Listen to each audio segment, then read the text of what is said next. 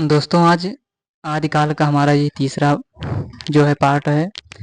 कल जो हमारा तीसरा पार्ट था वो किसी तकनीकी के कारण लाइव क्लास में थोड़ी दिक्कत हो गई थी, इसलिए उसका जो है तीसरा पार्ट हम आज लेकर आए हैं। तो आज हम सबसे पहले प्रमुख जो रासो ग्रंथ हैं उसके बारे में बात करेंगे, उससे संबंधित कुछ बिंदुओं पर उल्लेख करेंगे।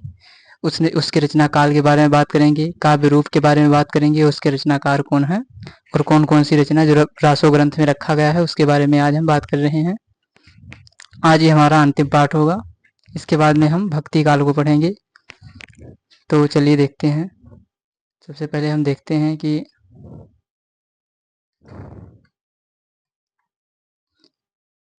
जो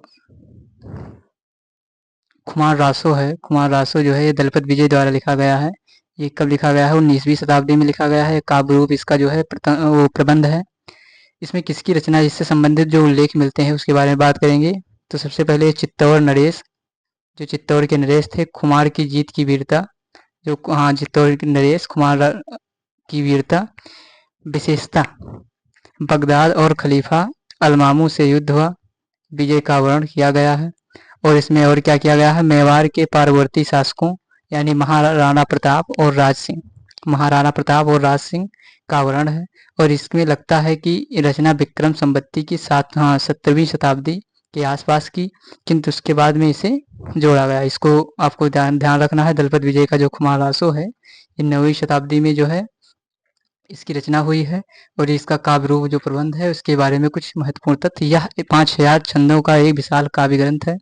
अगर आपसे ये पूछा जाए कि जो खुमार रासो है दलपत विजय द्वारा जो लिखा गया है इसमें छंदों की संख्या कितनी है, तो आपको छंदों की संख्या इसमें आपको 5000 बता देनी है। उसके बाद में आचार्य रामचंद्र शुक्ल जो शिव सिंह सरोज, जो हिंदी साहित्य का इतिहास लिखा गया है शिव सिंह सेंगर द्वारा, उनके कथा अनुसार एक अज्ञात नामा भाट ने रचा, जिसमें श्री राम को लेकर खुमान तक युद्धों का वर्णन था।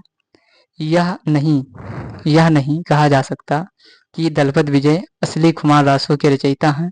यह इसमें भी संदेह है। जो दलपत विजय हैं खुमार रासो के जो रचनाकार माने जाते हैं, इसमें भी अभी मतभेद है कि जो असली जो लेखक हैं खुमार रासो के वो दलपत विजय नहीं हो सकते हैं। इसके अलावा पिछले जो प्राशिष्ट का विवरण दिया गया है उसके हिसाब से माना जाता है। उसके बाद में हम देखते हैं विजयपाल रासो, जो नरसिंह भाट के द्वारा लिखा गया है। ये 11वीं शताब्दी में लिखा गया है।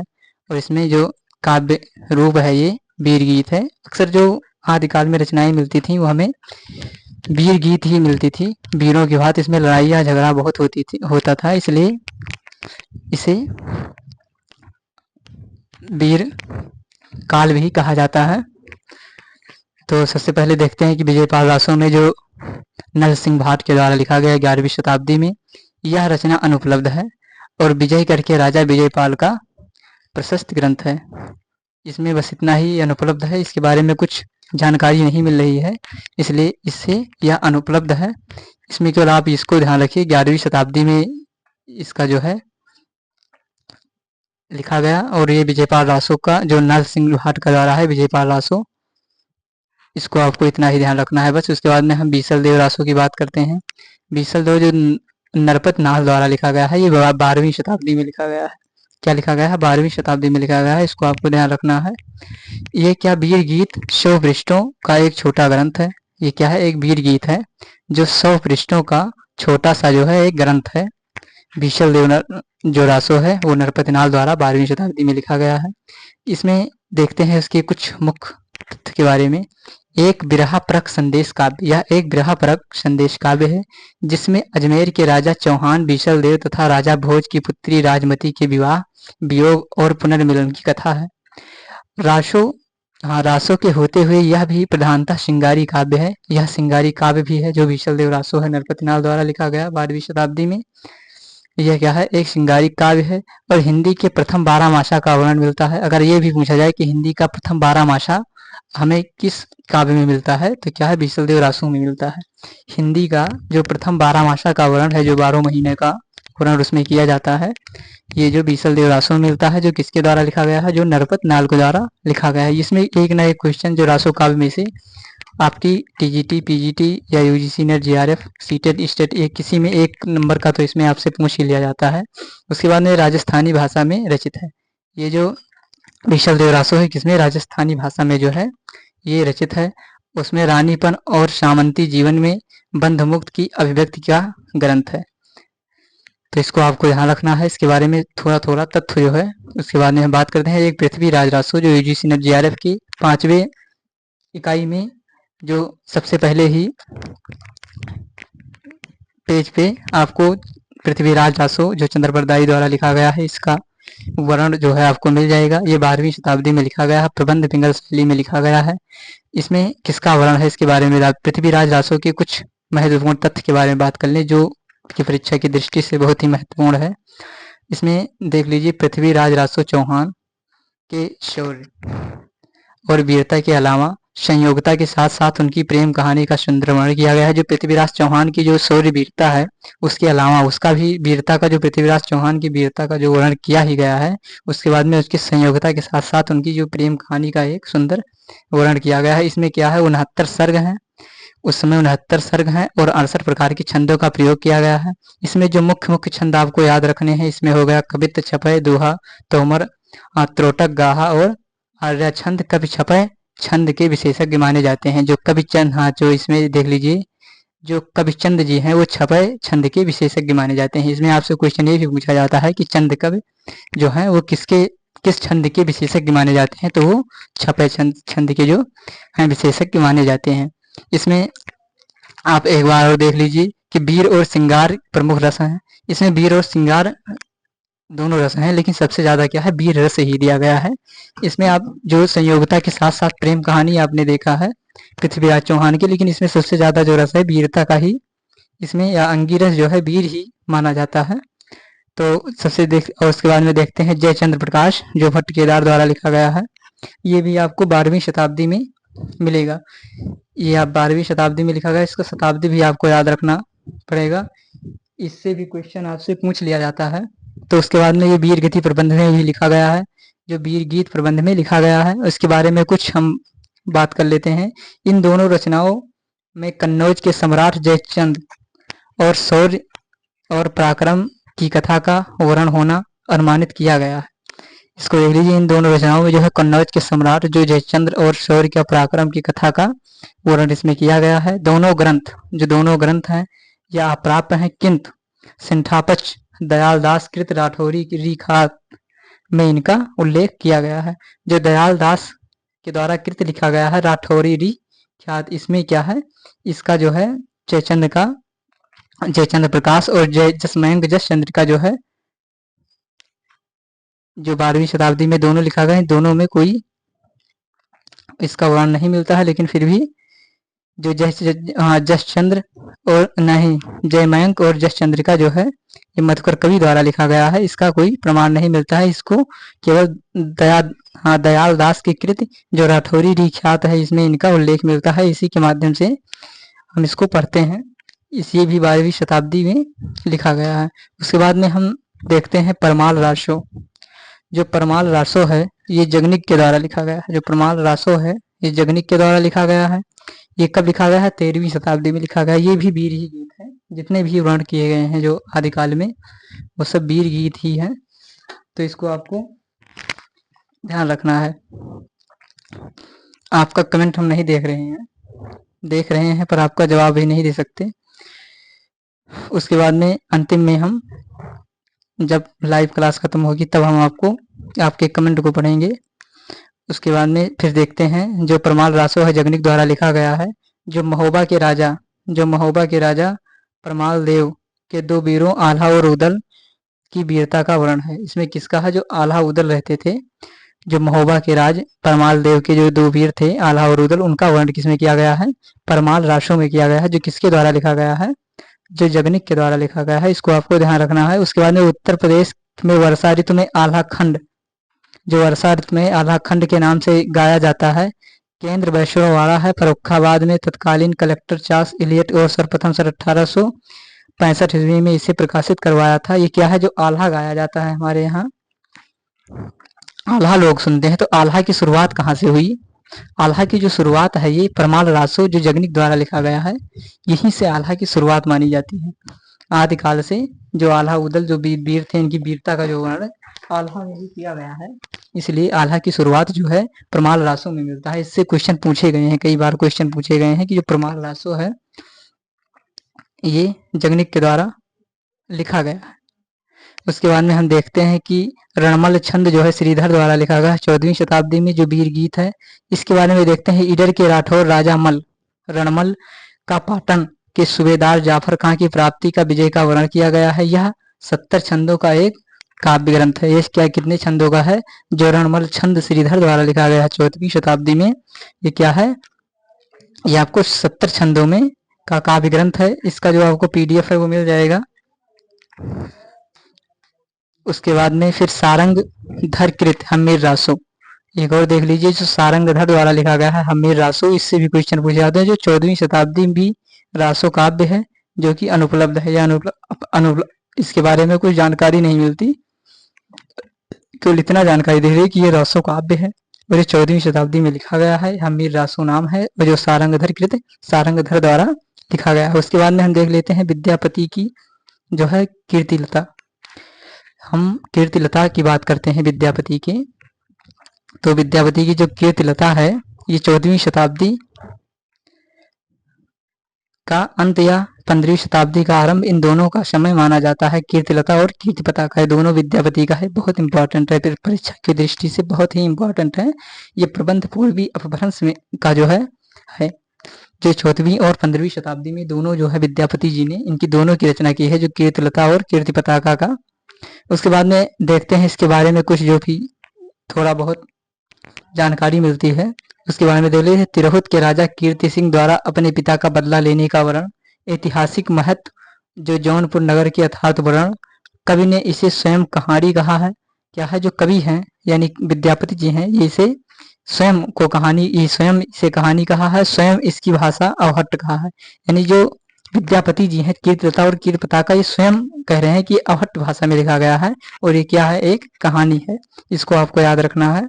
तो इनकी रचना भृंग भृंगी संवाद में है।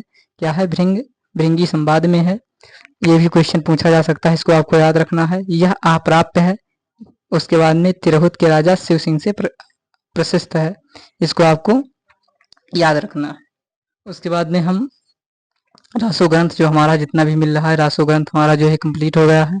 उसके बाद में हम आगे देखते हैं कि रासो शब्द की उत्पत्ति के बारे में जो विद्वान का क्या भेद है, मतभेद है, उसके बारे में हम बात करेंगे।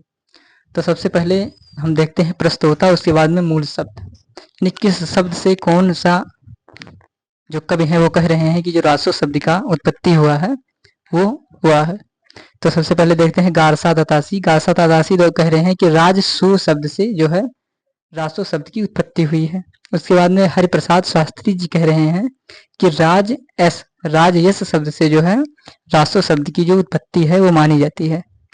उसके बाद में आचार्य रामचंद्र शुक्ल जी कहते हैं कि जो रसायन से रास और रास से रासो की उत्पत्ति हुई। पहले तो रसायन हुआ, रसायन से रास हुआ और रास से फिर रासो हो गया, इससे रासो की उत्पत्ति हो गई। उसके बाद में फिर हम नंद दुरारे वाजपेयी के द्वारा देखते हैं कि रास से क्या है? रासो की उत्पत्ति हो गई। हजारी प्रसाद द्विवेदी जो द्वारा क्या कहा गया है? हजारी प्रसाद द्विवेदी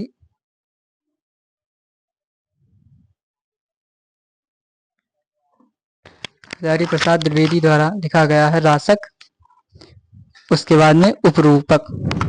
रासक से क्या है? रासो शब्द की उत्पत्ति हुई है। उसके बाद में राम स्वरूप चतुर्वेदी, राम स्वरूप चतुर्वेदी जो है रासो का रस, रासो का रस। उसके बाद में फिर हम देखते हैं दशरथ शर्मा क्या कहते हैं कि रासक शब्द से रासो शब्द की उत्पत्ति हुई है। बहुत से विद्वान है जो रासक शब्द से मानते हैं। माता प्रसाद गुप्त जी कह रहे हैं कि जो रासक शब्द से ही रासो शब्द की उत्पत्ति हुई है। गणपति चंद्र गुप्त जी क्या कह रहे हैं कि रासक, रासक से रास, रास से रासा, रासा से रास, फिर रासो हमारा जो है यहाँ से रासो की उत्पत्ति हुई है। उसके बाद में काशी प्रसाद जायसवाल जी क्या कह रहे हैं? रहस्य से हमें रासो शब्द की जो है उत्पत्ति हुई है। उसके बाद में हम फिर से देखते हैं जो हम रासो काव्य पढ़े थे उनके बारे में बहुत महत्वपूर्ण जानकारी जो एग्जाम में यही पूछे जाते हैं। अक्सर जो रासो ग्रंथ होते हैं उनकी जो अंदर की दृष्टि जो होती है बहुत गहराई से क्वेश्चन पूछे जाते हैं। आप रासो काव्य जो पृथ्वीराज रासो चंद्रबरदाई द्वारा लिखा गया है, भटकेदार द्वारा कौन सी क्या लिखा गया है, ये सब क्वेश्चन अब नहीं पूछे जा रहे हैं। अब उसके जो अंदर से जिसके जो गहराई से क्वेश्चन पूछे जाते हैं कि उसके जैसे पृथ्वीराज रासो के बारे में आचार्य रामचंद्र शुक्ल ने क्या कहा है, रामस्वरूप चतुर्वेदी ने क्या क्या कहा है, तो जो कथन है ना, कथन से क्वेश्चन अब बहुत पूछे जा रहे हैं। तो सबसे पहले हम देखते हैं कि पृथ्वीराज रासो के बारे में कवियों का क्या कथन है। मिस्र बंधुओं ने लिखा है, जो पृथ्वीराज रासो चंद्रबरदाई द्वारा लिखा गया उसके बारे में मिस्र बंधुओं ने क्या कह रहे हैं। जो मिस्र बंधु कह रहे हैं ने लिखा है कि हिंदी का वास्तविक प्रथम महाकवि चंद्रबरदाई को ही कहा जा सकता है।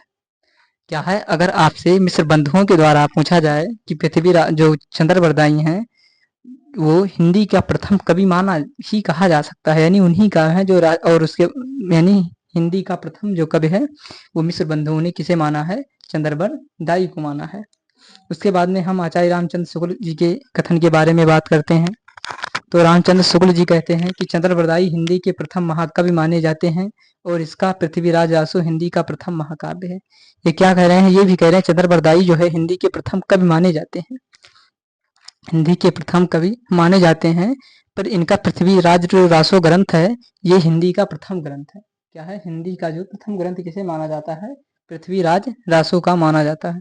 उसके बाद में क्या है, राम स्वरूप चतुर्वेदी, राम स्वरूप चतुर्वेदी द्वारा क्या कहा गया है पृथ्वीराज रासो के बारे में। पृथ्वीराज रासो हिंदी का अपना महाकाव्य परंपरा की बड़ी उपयुक्त प्रस्तावना है।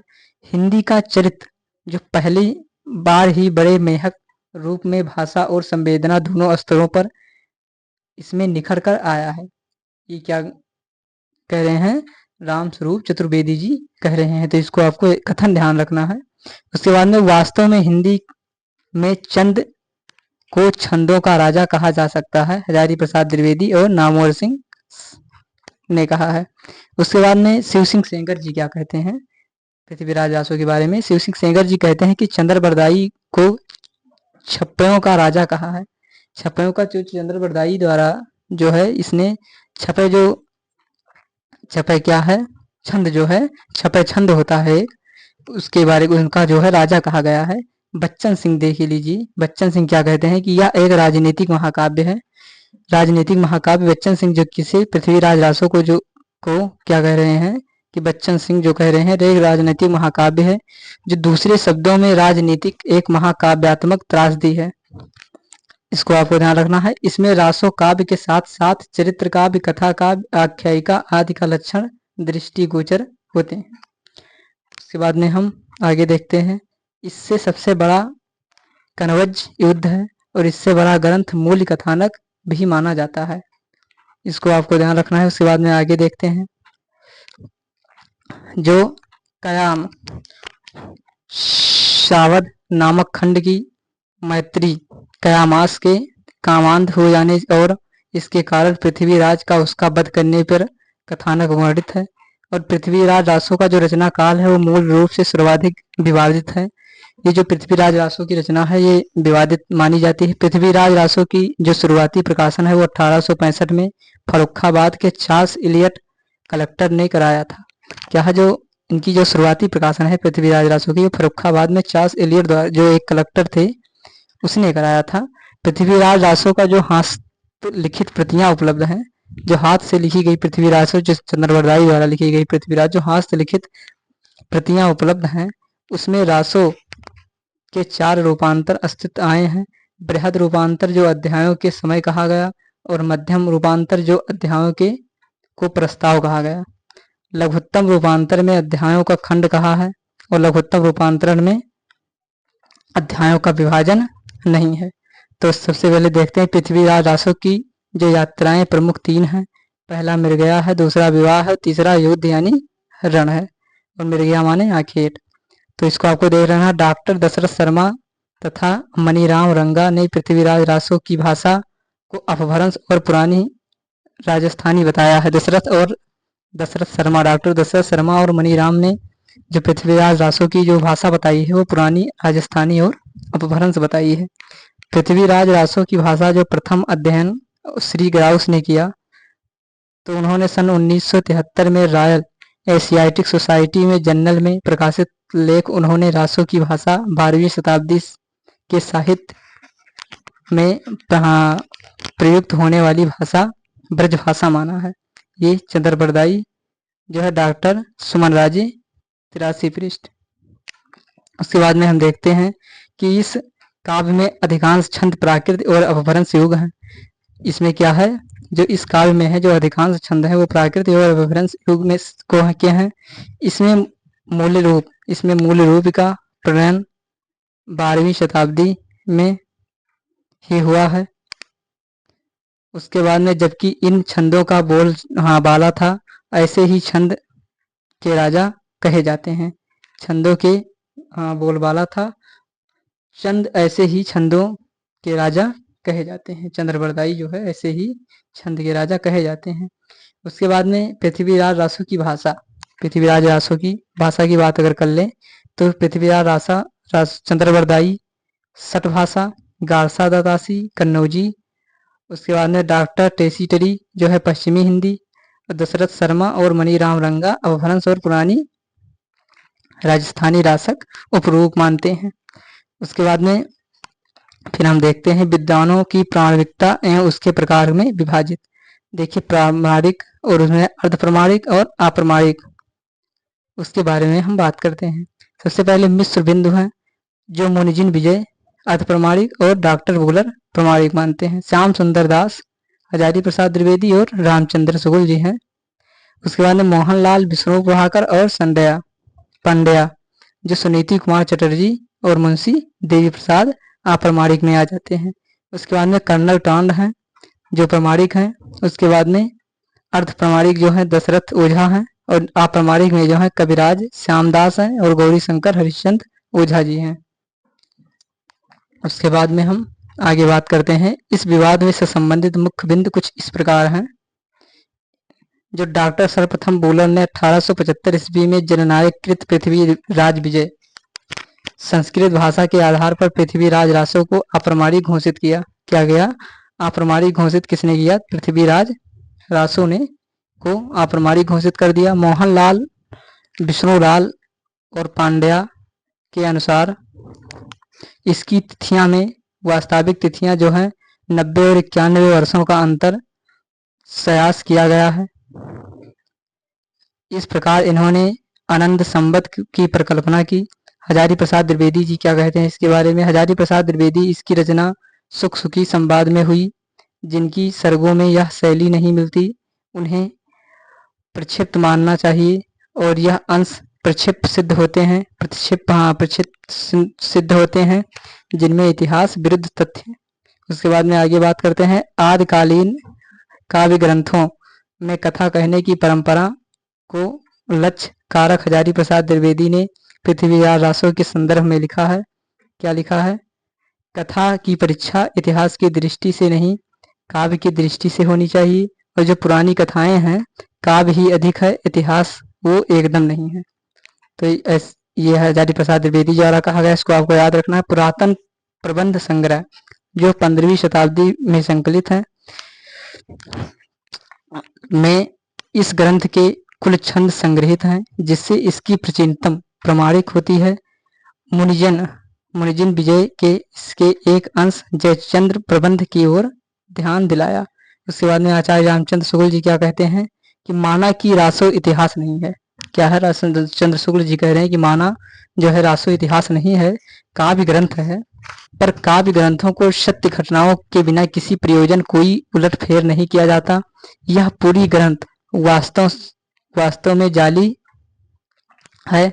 यदि यह ग्रंथ पृथ्वीराज रासो प्रमाणिक है तो यह भारत के इस भाग में विशेष तत्कालीन इतिहास है। ये जॉर्ज गिरेसन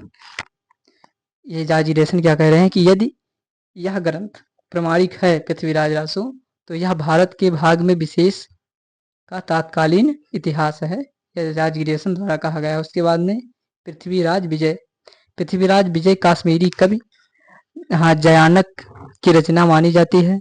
ऐसे एक प्राचीन संस्कृत महाकाव्य है जिसका रचनाकाल 12वीं शताब्दी के आसपास माना जाता है।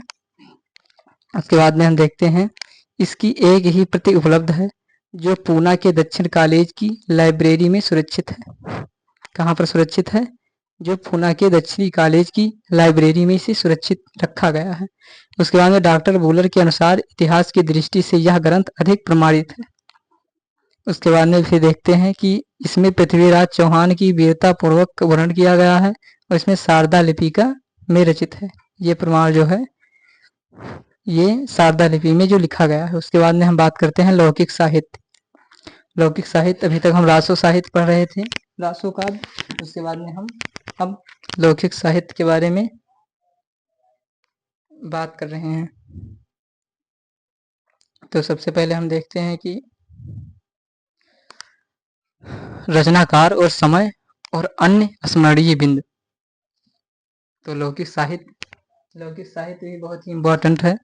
लौकिक साहित्य पढ़ना हमें बहुत जरूरी है, तो इसलिए हम लौकिक साहित्य को यहाँ पर रखें। सबसे पहले हम कौन सा है? ढोला मारू रा दोहा। ये किसके द्वारा लिखा है? कल्लोल कुशल लाभ के द्वारा ये लिखा गया है। कब लिखा गया है? 11वीं शताब्दी में लिखा गया है। इससे कुछ स्मरणीय बिंदु हम देख लेते हैं। ये लोक प्रचलित प्रेम काव्य राजस्थान में अधिक लोकप्रिय है। ये क्या है? ये जो है ढोला मारू रा दोहा, ये क्या 11वीं शताब्दी में लिखा गया? कहाँ लोक प्रचलित है? ये राजस्थान में ज्यादा प्रचलित है। राजकुमार ढोला और राजकुमारी मारवाड़ी की कथा इसमें दिया गया है। इसमें नारी हृदय की अत्यंत मार्मिक व्यंजना मिलती है। क्या है? इसमें नारी की जो हृदय की अत्यंत जो है मार्मिक व्यंजना मिलती है। हजारी प्रसाद द्विवेदी इनके दोहों को हेमचंद्र और बिहारी दोहों के बीच की कड़ी मानते हैं। क्या? हजारी प्रसाद द्विवेदी जो हैं, जो इनके दोहे जो हैं, जो ढोला मारू रे रा दोहा है, इनके जो दोहे हैं वो हेमचंद्र और बिहारी के दोहों के बीच की जो है कड़ी मानते हैं। उसके बाद में हम दूसरा देखते हैं संदेश रासक, जो अब्दुल रहमान द्वारा लिखा गया है। अब्दुर्रहमान इन्हें कहा जाता है। जो इनके द्वारा लिखा गया है अब्दुल रहमान के द्वारा संदेश रासक, ये बहुत इंपॉर्टेंट ग्रंथ है। ये 11वीं-12वीं शताब्दी में लिखा गया है। इसके बारे में क्या है? देसी भाषा में मुसलमान द्वारा रचित प्रथम ग्रंथ है। संदेश रासक जो है किसी मुसलमान द्वारा जो देसी भाषा में लिखा गया है, ये प्रथम ग्रंथ जो है माना जाता है। अगर ये पूछा जाए कि मुस्लिम द्वारा हिंदी का जो प्रथम देसी भाषा में कौन सा ग्रंथ लिखा गया, वो संदेश रासक है। किसके द्वारा लिखा गया है? ये अब्दुल रहमान द्वारा लिखा गया है। इस संदेश रासक में जो विक्रमपुर की एक वियोगिनी की व्यथा व्यक्त हुई है, विश्वनाथ त्रिपाठी ने इसकी भाषा संकृतकालीन भाषा कहा है। यह प्रथम धर्मेंतर रास ग्रंथ है। 3 प्रकरणों में विभाजित है और 223 छंदों का विरह युक्त काव्य है। तो इसको आपको ध्यान रखना है। इसके जो महत्वपूर्ण तथ्य हैं इनको आपको याद रखना है। उसके बाद में हम देखते हैं बसंत विलास। बसंत विलास जो है यह भी एक लौकिक साहित्य है जिसके रचना काल अज्ञात है। इसकी कोई रचनाकार नहीं मिलते थी, किसकी रचना कौन ने किया है बसंत विलास का। ये 13वीं शताब्दी में जो है रचना की गई है। इसकी बात में जो इसके बारे में जो कुछ जानकारी मिलती है, इसके बसंत और स्त्रियों पर बसंत का विलासपूर्ण प्रभाव जो मनोहरी अंकन है। इस सिंगारिक काव्य का संपादन माता प्रसाद गुप्त ने किया है और इसका जो समय 13वीं शताब्दी बताया है और 84 दोहों का ही वास्तविक माना जाता है। इसकी भाषा से ही पिंगल सरस भाषा के रूप महाब्रज भाषा के रूप में लेती दिखती है। उसके बाद में हम आगे देखते हैं अमीर खुसरो की रचनाएं 100 बताई जाती हैं। क्या बताई जाती हैं? 100 बताई जाती हैं। अमीर खुसरो बहुत ही इंपॉर्टेंट है। अमीर खुसरो की जो रचनाएं मानी जाती हैं वो 100 बताई जाती हैं, जिसमें मुख्य जो है खालिकवाड़ी, पहेलियां जो हैं, मुकड़ियां हैं और 2 सुखने गजल जो आदि हैं ये इंपॉर्टेंट मानी जाती हैं। ये 1253 से 1325 ईस्वी जो है ये मानी जाती है। उसके बाद में देखते हैं इनके बारे में। तो इनकी जो पहेलियां और मुकड़ियां हैं ये उक्त वैचित्र की प्रधानता है। ये भी आपको ध्यान रखना है। ये उक्ति वैचित्र की जो है प्रधानता इसमें है।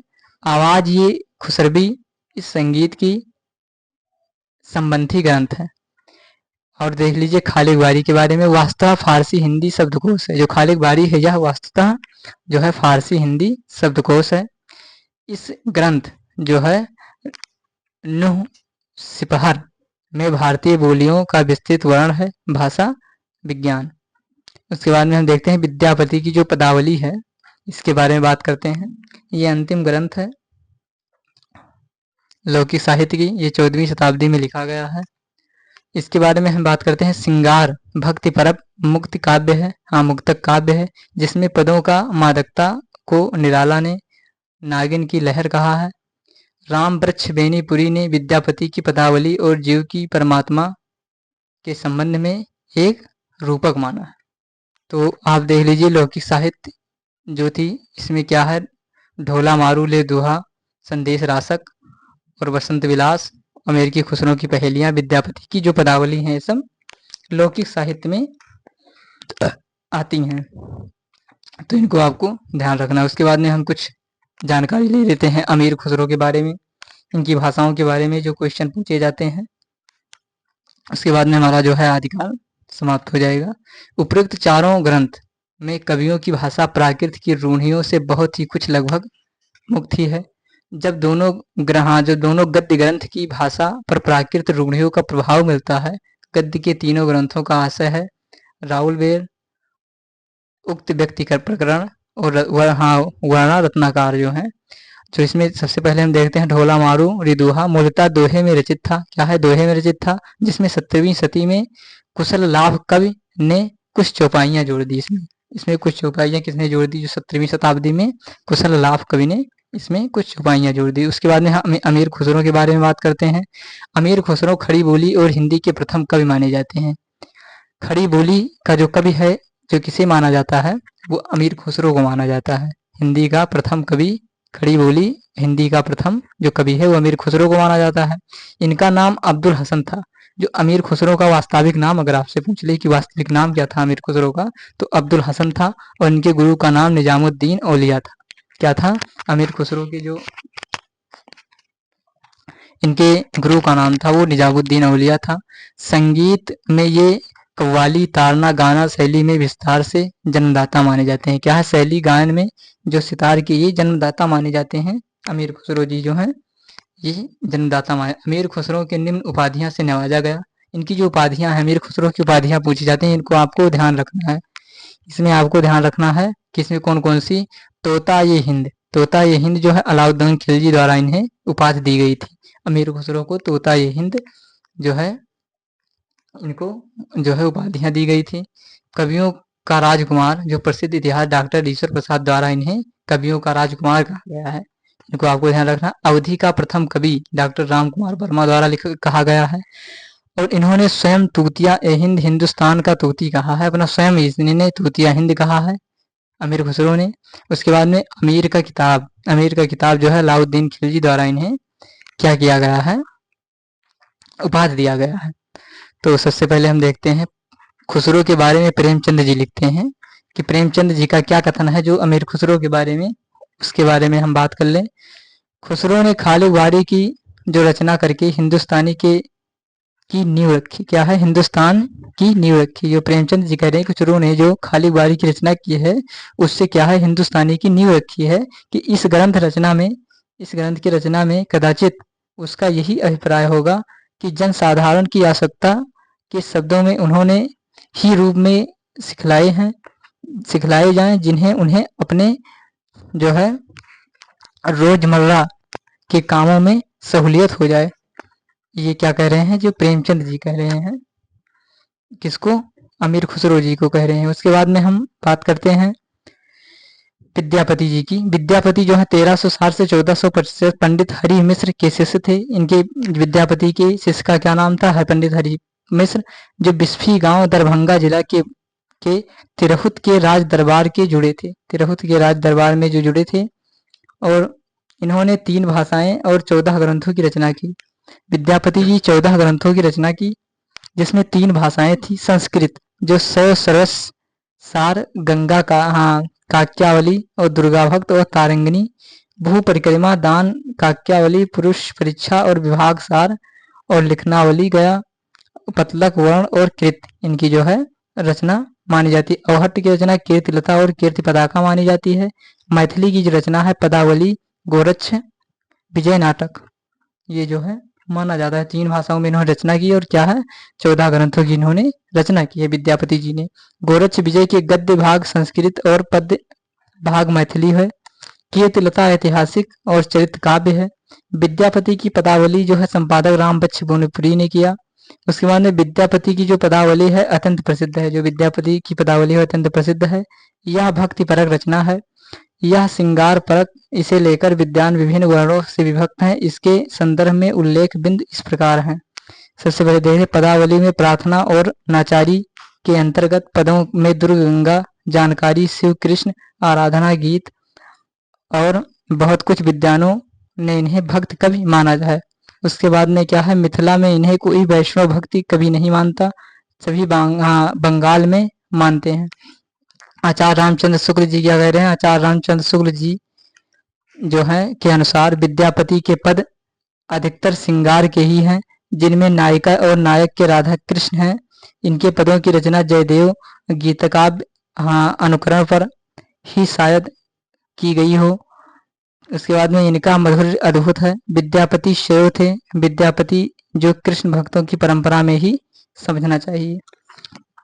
तो इसको आपने पढ़ लिया। उसके बाद में हम देखते हैं विद्यापति कवि के रूप में संदर्भ में विद्वानों का मत श्रृंगारी, भक्त और रहस्यवादी।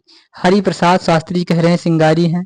बाबू ब्रज नंदन सहाय कह रहे हैं भक्ति हैं। और जॉर्ज ग्रेसन जो कह रहे हैं वो रहस्यवादी कह रहे हैं। रामचंद्र शुक्ल जी कह रहे हैं श्रृंगारी हैं। श्याम सुंदर दास जी भक्त कह रहे हैं। और नगेंद्र नाथ गुप्त जी क्या कह रहे हैं? रहस्यवादी कवि।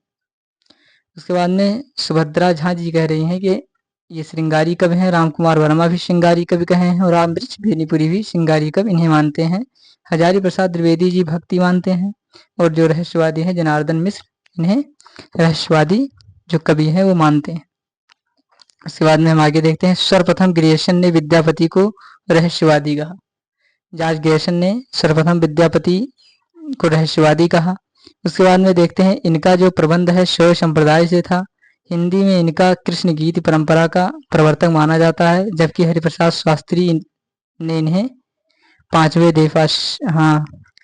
देवोपासक माना है। उसके बाद में हम देखते हैं बच्चन सिंह ने इन्हें जातीय कवि कहा है। बच्चन सिंह क्या कहा है? जो है इनको विद्यापति जी को जातीय कवि कहा है। उसके बाद में निराला जी ने पदावली के पदों को नागिन का लहर कहा है। जो निराला जी ने है वो पदावली के पदों को विद्यापति की जो पदावली है उन्हें नागिन का लहर कहा है। हजारी प्रसाद द्विवेदी ने श्रृंगार रस के सिद्धवाक कवि कहा है। उसके बाद में विद्यापति को मैथिली कोकिल और अभिनव जयदेव, कवि शेखर, कवि कटहार, कवि रंजन, कवि खेलन कवि, दशा साधन, पंचानन इत्यादि उपाधियों से विभूषित किया है। उसके बाद में क्या बात करते हैं कि आनंद कुमार स्वामी ने विद्यापति की पदावली को जीव और परमात्मा के संबंध का रूपक माना है। उसके बाद में हम विविध के बारे में बात कर लें। विविध के बारे में आचार्य रामचंद्र शुक्ल ने सिद्धनाथ और जैन साहित्य को संप्रदाय शिक्षा मात्र कहकर वीरगाथा काल से सम्मिलित नहीं किया है था, किंतु हजारी प्रसाद द्विवेदी ने इसे आदिकाल स्वीकार कर लिया है। उसके बाद में देखते हैं पृथ्वी चंद्र ने मारतू को प्रथमा छरोद्वारा के प्रथम बावनी काव्य माना जाता है। डिंगल शब्द सर्वप्रथम प्रयोग जोधपुर में कवि राजा बंकीदास के कुकुब संवत 1817 में हुआ है। चरचरी एवं चाचरी आदिकालीन काव्य रूप है। हरिभद्र सूर्य कृति चमराचय कहा में इसमें प्राचीन उपयोग मिलता है। उसके बाद में जसंतोदरी प्रयोगशाला एवं वैधक ग्रंथ है। इसके रचयिता ज्ञात नहीं है। दोहा चौपाई छंद में भगवत गीता के अनुसार करने वाला हिंदी का प्रथम कवि भुवाल 10वीं शताब्दी का है। उसके बाद में मिश्र बंधु ने मिश्र बंध विनोद में प्रथम संस्करण में प्रारंभिक काल सन 700 से 1444 संवत के अंतर्गत 19 कवियों का स्थान दिया है, जो अगले संस्करण में नाथ पंथियों और सिद्ध में शामिल करते हुए इस काल कवियों में 75 तक पहुंचा दिया। उसके बाद में हम गद्य साहित्य की बात करते हैं। गद्य साहित्य में जो रचनाकार, समय की बात करेंगे और कुछ अन्य स्मरणीय बिंदु पर बात करेंगे। जो कुवलयमाला कहा कुवलयमाला कहा जो है उद्यतन सूर्य द्वारा लिखा गया 9वीं शताब्दी में। यह आरंभिक उल्लेख गद्य ग्रंथ अपनी भाषा का कारण चर्चित है। इसमें कुछेक स्थानों पर उस समय का सामान्य प्रचलित भाषा का सुंदर रूप जो है मिलता है। उसके बाद में राउरवेल जो रोरकवि द्वारा लिखा गया है, ये कब 10वीं शताब्दी में लिखा गया है। यह शिलाकिंत कृत है। यह गद्य पद्य मिश्रित चंपू काव्य है। क्या है? यह एक चंपू काव्य है। उसके बाद में इसे राउल नामक नायिका और नख सिख वर्ण है ही साथ कलचुरी राजवंश के एक सामंत के साथ साथ नायिका का नख सिख वर्ण है। इसमें हिंदी के नख सिख वर्ण का परंपरा का आरंभ होता है। इसी से जो राउरवेल रोरकवि थे, नख सिख वर्ण की परंपरा का जो आरंभ माना जाता है। उक्ति व्यक्ति प्रकरण जो है दामोदर शर्मा द्वारा लिखा गया 12वीं शताब्दी में। जो बनारस और आसपास के प्रदेशों में संस्कृत और भाषा आदि पर प्रकाश डाला गया है। इसे उस गुण के काव्य रूपों में जानकारी भी प्राप्त होती है, जो इस दृष्टि से इसे हजारी प्रसाद द्विवेदी ने अत्यंत महत्वपूर्ण माना है। इससे कौशल भाषा के अपभ्रष्ट कहा है और संस्कृत में समांतर 12वीं शती के व्यवहत कौशली के उदाहरण में वर्णित व्याकरण अनुकूल व्यवस्थित यह काव्य जो व्याकरण शास्त्र है। उसके बाद में हम बात कर रहे हैं वर्णनात्मक जो ज्योतिषर ठाकुर द्वारा लिखा गया 14वीं शताब्दी में। जो हिंदू दरबार के भारतीय जीवन पद्धति का यथार्थ चित्रण है। इसमें मैथिली हिंदी एवं रचित ग्रंथ शब्दकोश सा प्रतीत होता है। सुनीति कुमार चटर्जी ने इसका संपादन किया है। तो हमने आज जो है आदिकाल पूरा कंप्लीट कर लिया है। कल हम हिंदी साहित्य इतिहास के लेखन के बारे में कि क्यों पहले लिखा, कब कितने साहित्य के इतिहास लिखे गए हैं हिंदी में, उसके बारे में बात करेंगे। तो आज हमने देखा क्या, गद्य साहित्य देखा। उसके बाद में विविध को देखा हमने, विद्यापति की अमीर खुसरो को देखा। उसके बाद में हमने लौकिक साहित्य को पढ़ा। उसके बाद में हमने विद्वानों उसके बाद में हमने पृथ्वीराज रासो की भाषा को के बारे में देखा। रासो शब्द की उत्पत्ति के बारे में हमने देखा। उसके बारे में हम क्या है रासो प्रमुख रासो ग्रंथ जो है उनके बारे में हमने देखा। तो बस ये आदिकाल आज हमारा समाप्त हुआ। इसका जो हम इम्पोर्टेंट क्वेश्चन है इसको हम सुबह 7 साढ़े 6 बजे हम लेकर आते हैं। जो इम्पोर्टेंट क्वेश्चन है इसके इम्पोर्टेंट क्वेश्चन के बारे में हम क्वेश्चन का जो श्रृंखला लगा रखे हैं उनको देखें। तो आज से आदिकाल कदम है। कल हम साहित्य इतिहास का लेखन की जो पद्धति है, साहित्य के इतिहास का लेखन सर्वप्रथम किसने लिखा, रामचंद्र शुक्ल के अनुसार शिव सिंह सरोज। सर्वप्रथम मुस्लिम इतिहास, हिंदी साहित्य का इतिहास किसने लिखा, इसी के बारे में बात करेंगे। तो चलिए आज के लिए इतना काफ़ी है। कल फिर हम मिलेंगे।